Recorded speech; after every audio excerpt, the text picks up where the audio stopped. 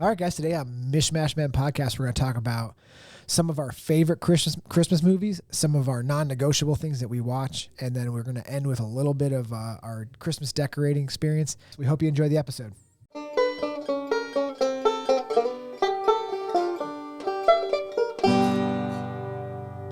Hello again, everybody, and welcome to Mish Man podcast. Today, you're here with me, Dustin LeBar. And to my left, my partner in crime, Adam Mauser. How do you do? Nice. That was sharp. It was almost seamless. It was sharp. Almost. We hope you guys enjoyed last week's episode. We talked about some different news items, some things that are happening, some happenings. Some happenings. I enjoyed talking about it. What we're going to do on this episode is slightly different. The Christmas season is my favorite time of the year. Christmas Day is great. It's great. But the season of Christmas is my favorite. The lead up. So anything from Thanksgiving on exactly. is So awesome. Christmas decorations, movies, gifts, all that kind of stuff. I'm here for it. So this is coming out. This will be a few weeks before Christmas, maybe a week and a half or ish before Christmas. 2 weeks before Christmas. So I'm gonna use this time to talk about some Christmas stuff, and then next week we're gonna fill in with a little bit more. It's my favorite time of the year. We do a special thing on our other podcast on this this channel, Reaching for the Bars, because we all love Christmas. But I think this will be a fun twist to it. So there's obviously lots of things that we can talk about, but one of my favorite part of the Christmas season is Christmas movies. Yeah. So me and Laura have already started. We started on Thanksgiving. Christmas movies, because there's a long list of movies that surely you have a list in your head that you have to watch during the Christmas season. I almost want to ask you what's your favorite, but So we're going to get to it. Favorite's hard. Favorite is hard, but there are some favorites. There are some non-negotiables. The movies that I'm going to watch, and then there's some other ones that if I have the time. But we've started early enough this year that I don't think that's going to be any problem. Yeah. So we kicked off.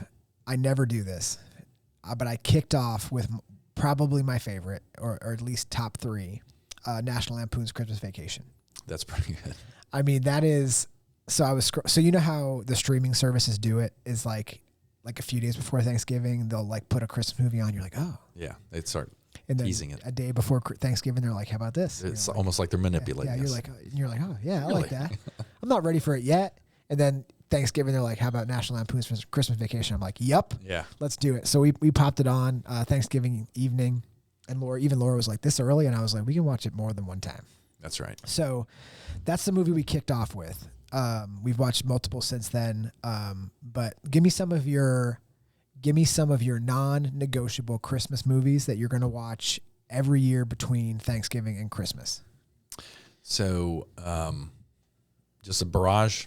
I'll give you top 3 or 4. Doesn't have to be in order. Okay. Just give me some of the ones that are non-negotiable. A Christmas Story. A Christmas Story. Ralphie. Yep. It's a Wonderful Life. Okay. Elf. Yep. And there was one more. Me and Laura just watched Elf too, or Elf as well. Elf also. Yeah, Elf also. There was one more. I'll think of it. Is it an older or newer?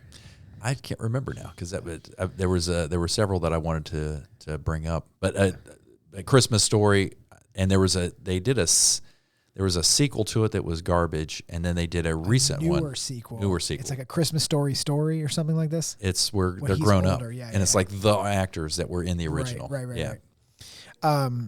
So here are some non-negotiables. I'm just going to read them off the dome, or off my dome, and we can talk about them. So obviously Elf, Christmas Vacation, National Lampoon's Christmas Vacation, Arnold Schwarzenegger and Jingle All the Way. You ever see that one? I've seen it. You don't love it? Eh. I think it's so funny. It's got a lot of funny bits. It does have funny parts. Like Sinbad's in that. Yeah. And I mean, it's a great movie. Home Alone 1 and 2. I don't like those. My kids love them. You don't like either of them? No. So those came out, and I was already grown up. So you were like, nah. And so it was like before you have kids, and after you're grown up. So it's like there's this whole time frame that I'm like, I could take it. Okay, how do you feel about The Nightmare Before Christmas? I don't like it. I don't like it either. I will watch it, but I don't love it. It's like, it feels like a Christmas movie. It's trying to be, but it's really not. It's kind of creepy, and it's kind of like a weird thing. Most Tim Burton movies are creepy. They are creepy. Yeah. His Batman movies are pretty good, though. They're good. I guess Batman's a Christmas movie. Oh, Die Hard's a Christmas movie. You think that Die Hard's a Christmas movie? Well, it took place at Christmas. It does take place. Oh ho ho was in it. Yeah, you're right. You're right. There's a lot of other words in it too. That was good. Yeah, it was a good movie. So you think it is? You think it is a Christmas movie? I do. I say that as a joke. I mean, there's nothing festive or Christmassy about it, but people fight about it. I know, and it's kind of like hot dog as a sandwich. I love that topic. I've never heard that. You never have. That a hot dog is a sandwich? Well, it is because it's meat surrounded by bread. I mean, you consider a burger a sandwich? Yeah. Really? It's a type of sandwich. I never thought about it. We should talk about that another time. But I'm going to say that'd be a good RFTB thing. I don't think it's a sandwich. I don't think it's a sandwich. Taco is a sandwich. That's not quesadilla. True. That's not true. It's bread products surrounding meat. Yeah, it's not a sandwich. It's not a sandwich. So Die Hard, I try to watch. That's one of those ones that that's one of those ones that I will miss if I don't have enough time. I'm not gonna like in lieu of other movies. Right. Christmas with the Cranks. That's pretty good. I like Tim Allen in that movie. He's pretty funny. Yeah. Santa Claus. Santa Claus is good. 1 and 2. I only like the first one. After that, it was like 2's pretty good. 3 gets a little preachy, and then they just came out with a series. Oh, I heard about the Santa Clauses. Yeah. We watched like the first episode last year, but it was like later in the Christmas season, so we were kind of like, we only have a little bit of time left. We're not going to spend it watching this poorly made Disney movie or Disney show. What about the animated, the stop action? The claymation? Yeah, the claymation things with Rudolph and all that. Rudolph, Frosty. Yeah. Little Drummer Boy. I didn't like that one. I don't like that one either. What's the Island of Misfit Toys? Is that Rudolph? That's Rudolph, isn't it? I think that's Rudolph because it's that one elf that's, yeah. Yeah, I love those, and Laura loves those. Those are awesome. What's the Heat Miser? That's when Santa Claus was sick, I think, and so somebody had to deliver the. So Mrs. Claus was going around to Heat Miser and Cold Miser. Okay. I love those songs. Yeah, they're pretty good songs. I should watch that, actually, now that I'm thinking about it. We could probably do a rendition of that. We should do it. Yeah. You heard the year that we sang on Reaching for the Bars, we sang Pentatonics? I do remember that. It was not good. It was not good. But we tried hard. You did. Enough alcohol and so yeah, Home Alone 1 and 2. I do not like 3 or any of the additional Home Alones that they made after that. You ever seen 4 Christmases with Vince Vaughn? I have. It's okay. Yeah. It's a throwaway. It's kind of a throwaway. Yeah. Right. Fred Claus. That's with Vince Vaughn. I have not seen that. You've not seen it? So Fred Claus is Santa Claus's brother. Fred. Who is from Vince Vaughn. Yes. And he's not super pumped about his brother being Santa. Let's just put it that way. And so he's like, creates a parallel market to. Well, no, he's not good with money, and he has to go and ask Santa for some cash to start a business that he wants to do. But Santa's like, well, you're going to have to come up here and work with me to make the money. Okay. So he goes to the North Pole, and then, hijinks ensue. Yeah.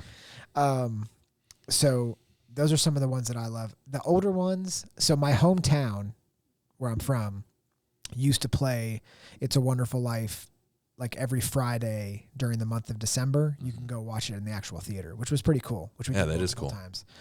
It's a great movie. I love that movie. It's fun, just movies now versus movies then are always funny to me, just certain things about them. But that is a great movie. That didn't do too good in a box office. It didn't? No, it just kind of ambled along. It was like a nothing.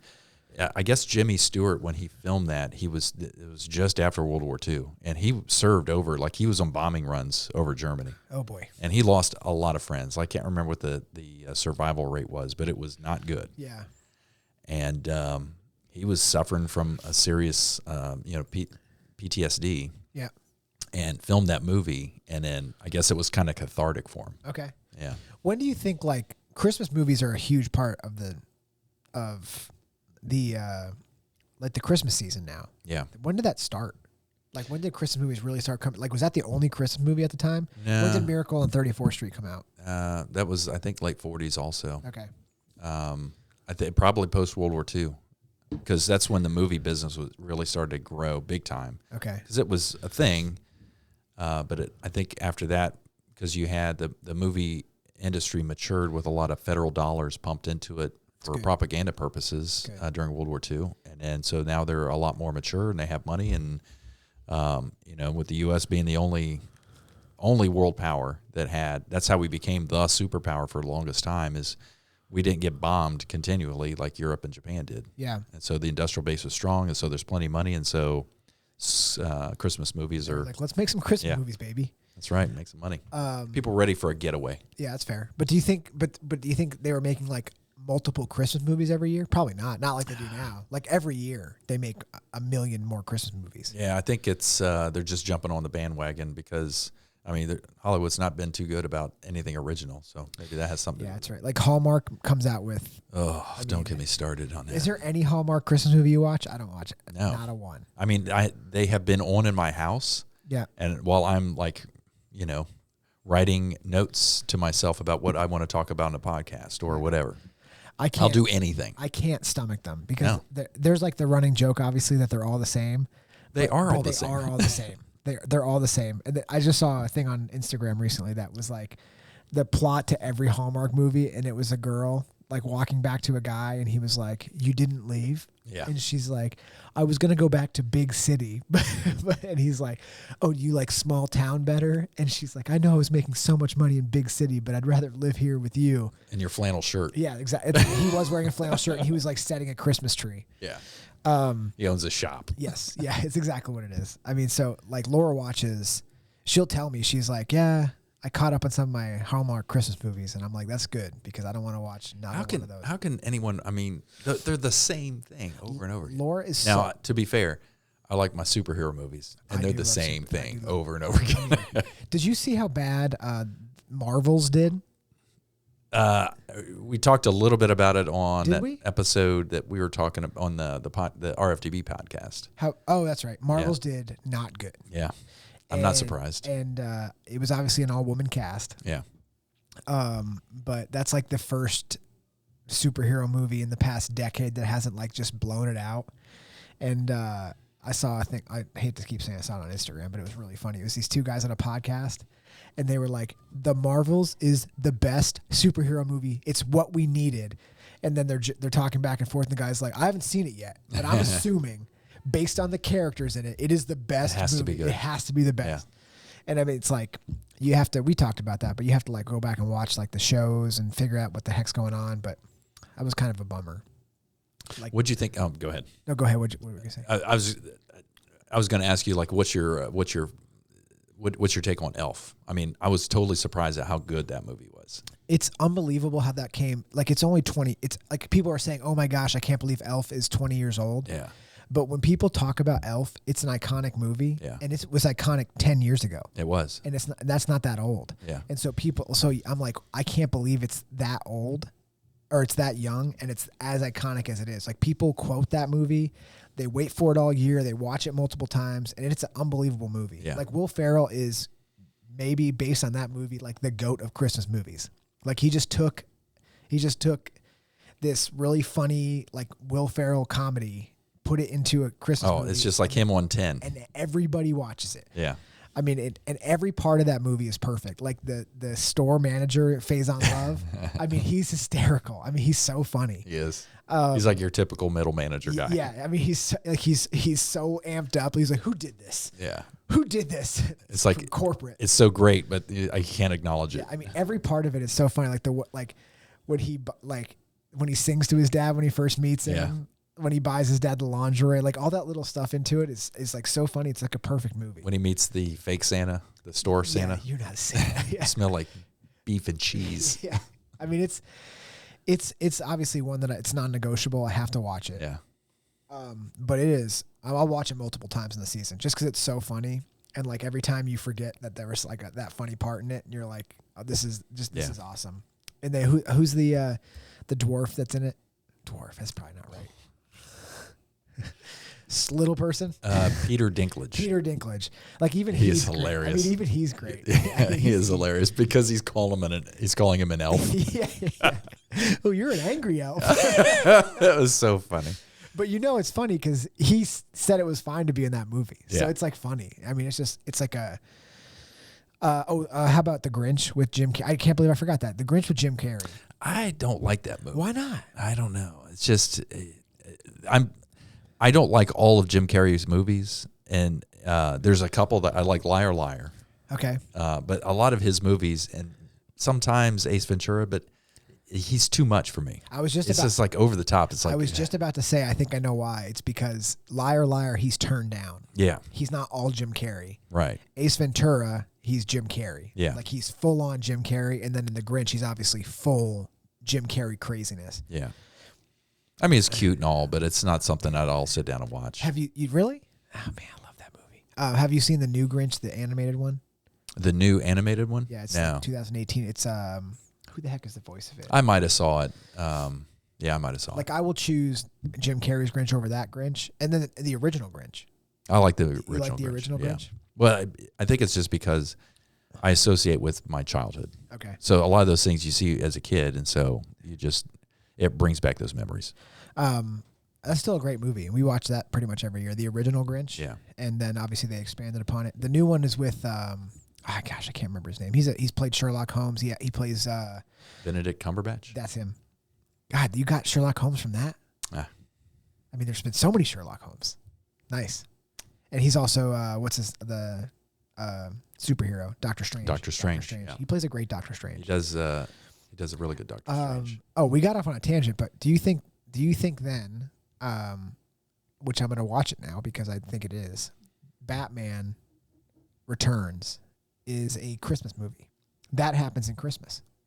I don't consider it because it's not as ironically funny as calling Die Hard a Christmas movie. So Yeah, I mean, I guess it's not, but it's still pretty funny. I mean, you're like, yeah, like it's just Batman like fighting the Penguin, who's Danny DeVito. yeah. So I do enjoy that. What else do I like to watch? So I said Christmas. Go ahead. What about A Christmas Story? We talked about it once, just mentioned it, but It's not. I like to watch it. It's not a non-negotiable. It should be. Laura, I don't even think Laura's seen it, to be honest with you. I have to ask her. But I like that movie a lot. That movie is just, I love, there's little nuances that are so funny. And Gene Shepard, he wrote the original Christmas Story that became the movie. And he's a very good writer. And so the way, because he narrates it. Yeah. And the way he puts things is just hilarious at times. It's just absolutely hilarious. So obviously there's always new movies coming out, like for Christmas movies, but there's one on HBO. I'm sorry, it's Max now. I apologize. Max. I apologize. Don't sue me for slander, HBO. Called 64-Bit Christmas. And like you were saying, like you associate certain things to your childhood. 64-Bit Christmas, they're like going back and looking at his time when he was a kid, and it's like during the time when Nintendo and Super Nintendo was coming out. And so like he wanted to, like the kid that he wanted to hang out with had the glove from Nintendo, and like they all wanted to play it, but he'd only invite a few kids in. So I enjoy that movie just because that brings back like memories like Duck Hunt and all those fun things from when I was a kid. Did you ever have a Nintendo? So Jennifer and I, this is before we had kids, but after we were married, I bought an N64. Oh, so that's several years after Nintendo. Wait, no, not an N64. It's just a Nintendo. Just an original Nintendo. Yeah, original Nintendo. So, it went like system. Nintendo, Super Nintendo, and 64. Yeah. N64 was probably like the early 2000s. Yeah, and by then I dropped all that kind of stuff. I'm done doing that. Yeah. And then we ended up getting a PlayStation 4 a couple of years ago. You got a PlayStation 4? I still do. You play anything on it? I do. What do you play? I'll tell you later. Okay, it's a secret. Yeah. I'm really bad at games on. Laura got me a new Xbox last year for Christmas. I love it. I'm terrible at most games, but I do enjoy it. Like I play Call of Duty, and I get slaughtered by like 12-year-old kids on the game. I played an early version of Call of Duty, like when it first came out. When I was going through test pilot school, our neighbors, he had already graduated, but they lived there because he was a Navy guy. And our kids were about the same age.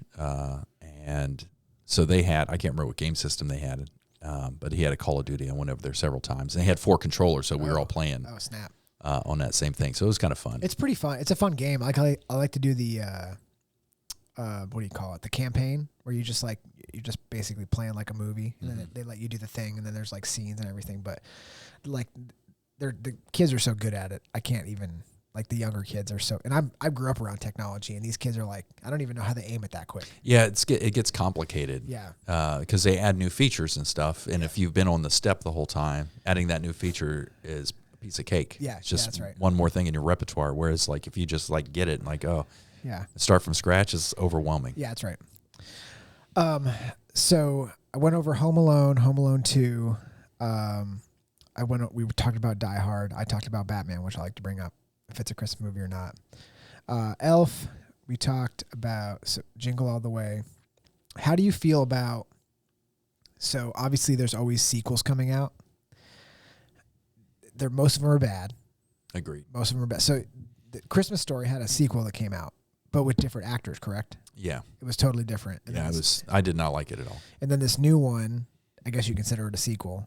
Yeah. But it's with the original actors. They're all just grown up. Yeah. I haven't seen the new one. So my take on it is if you love the original, you'll enjoy watching that sequel just because you see these guys grown up, and it's exciting to see like, when you see Peter for the first time, or not Peter, but Ralphie. Yeah. I got you. And then his buddies. Yep. And when you see them and what they're doing now, like one owns a bar now. Yeah. And so it's kind of neat to see that. And Scott Farkus, he's in it. Farkus, okay. And I think his Toady is in there also. That movie, A Christmas Story, is just so good. It's very good. It is so good. I'm gonna have to watch the new one now. It reminds me like when he's got it in his mind that he's going to write this thing. Yeah.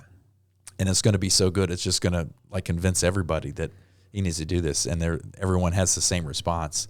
And it's not dissimilar to other things that I get excited about. Yeah.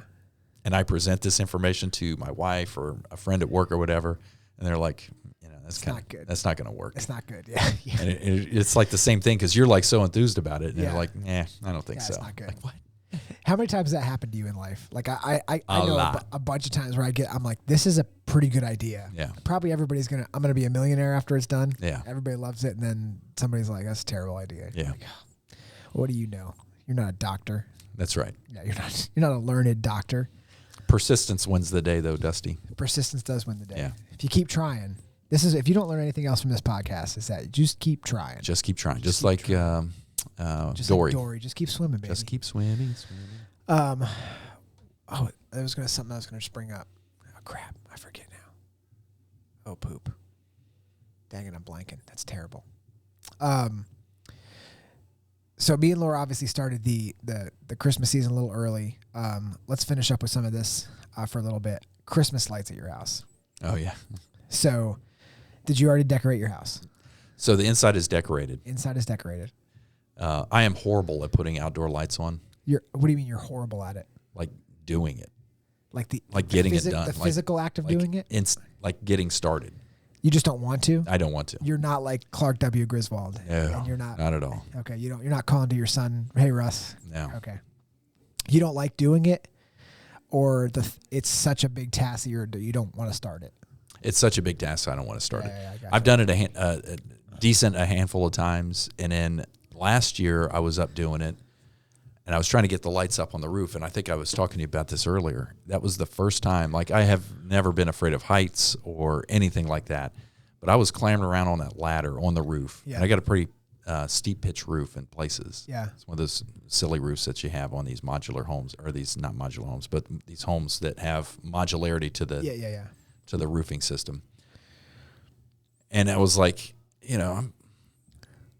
I'm not exactly young and spry anymore. Yeah. A fall from here could kill me. Yeah. And when I was a kid on a single story house, my cousin and I would get up on his single story house, and we had this pulley system, and then we jump off the roof and land down on the ground. It was like no big deal. Jumping off a roof. I can't imagine doing that now. Yeah. I hear you. Like, I couldn't imagine jumping from this table. Yeah, this 3-foot high table to without the ground. like having some kind of place to roll out. You'd have to check your surroundings. Did you see me doing handstand walks the other day? No. At the gym? No. Their handstand walk was part of the thing, and I was, muddling along, doing like four or five steps at a time. And then I was starting to fall, like, I'm moving this direction. So my face is pointing this way, body's moving this direction. And I start to tip. And I wanted to roll. Yeah. And I couldn't do it. My body just is not as agile in those quick movements anymore. And I just like, oh, I missed and Caleb's like, hey, you should do this. I was like, say no more. I knew what I was supposed to do. The body just doesn't do it as much. So I think I was texting you. I spent all Saturday. I saw your pictures, yeah. All Saturday. I sent you a picture. So Laura is extremely picky. I am, when it comes to Christmas lights, and it's for sure the way I was raised, growing up with my mom. But like, I think the more chaos, the better. So like anything goes. Like, it's Christmas. You put up whatever lights you want. Mm-hmm. But Laura's like, we bought, I don't even want to tell you how much money we spent on Christmas lights last year. And Laura's like, we can't use any of those. They don't match. And so I'm like, they don't match. She was like, I was like, they're all the same color. She's like, it's not the same. Like, there's white and then there's bright white. I got you. And I was like, but we can put them in different spots. Like, we don't have to plug in a bright white to a calming white together on the same plane. String, yeah. Like, we could do this part, that, and then the other, maybe a column we could do in that. She was like, it looks stupid that way. So the first part of the day was just basically sorting out what we're going to do on the house. And so, which is frustrating to me because I want to, that's my personality. Is like, let's just point me at it, fire me like a missile, and let's get it done. Let's freaking go. But I also enjoy doing it. So it's not like a Laura thing. Like, I'm not mad about it. I love Christmas time. So I like hanging the decorations. I love, you're a little cold. You have it, maybe a rum and Coke. Mm-hmm. And, so you're out there climbing a ladder, unsafe, drinking a rum and Coke, but just like having Christmas music on your phone, enjoying the time, thinking about gifts you're going to get. It's a really fun time. So like, it is stressful because she's so particular. Yeah. I mean, Laura, she's very particular, and, but I really enjoy doing it. And then she's been, so I have the back to do. We only got to the front because of all the time. You're doing the back? We spend a lot of time on the back porch. So that's more for us than it is people on the road. Yeah. But we spend a lot of time on the back porch. So I got to hang icicle lights in the back. She loves icicle lights. That's something that she grew up with, was icicle lights on the porch. Yeah, they were big in the 90s. My mom. I love them. I like icicle lights too. My mom was straight chaos. So she would, it didn't matter. She's plugging different strands in together. Colored, white, doesn't matter. She's going wild on it. She's wrapping trees in like the neighbor's yard. Like, she got 400 feet extension cords running, plugged into one single outlet. Like, it's chaos at the LeBar house. So I'm like, but I don't want to do it that far, but I am a little bit more like that than Laura is. But once you get them up and you can like look at them and you're like, it's Christmas. Yeah. It feels like Christmas. So, so next week, we're going to do a little bit more on Christmas. I think we're going to talk about a little bit of shopping, Christmas shopping, planning for Christmas, just some things, all things Christmas. So that'll be fun. And then it'll be Christmas for all of you guys. And most of the listeners, if you're listening and you haven't bought us a present yet, just want to let you know that all of our listeners are buying us presents. That's right. So you're the only one not buying us a present if you haven't got it yet. We take gift cards. We do like Visa gift cards specifically. Yeah. We also I need a new iPhone. Yeah. iPhone 15, I think, is iPhone the titanium. 15, just like I have. Yeah. We need a match. You could send us cash in the mail. Cash would be fine. Cash is good. I won't frown upon it. That would be fine. If you're Todd Slyman, a car. Oh, 100%. Yeah, you could give us a car, maybe 2 cars. Maybe that BMW or the Raptor. Yeah, I'll take the Raptor. Maybe both. Yeah, we could split them. Yeah. We'll rotate every Wednesday. We'll switch. Yeah. And then, okay, that'd be fine. So we'll see how big of a fan Todd is. So anyway, we're going to talk some more Christmas stuff. It is my favorite time of the year. Please, if you are a Christmas fan like me, the next 3 weeks on Reaching for the Bars will also be Christmas themed. This week and next week for us will be Christmas themed. So tune in, get all the Christmas stuff. Maybe we'll talk about our Reaching for the Bars Christmas party. Yeah. So it'll be exciting. So we appreciate you guys listening. Yep. Thanks. Thanks to everybody, and we'll talk to you next week.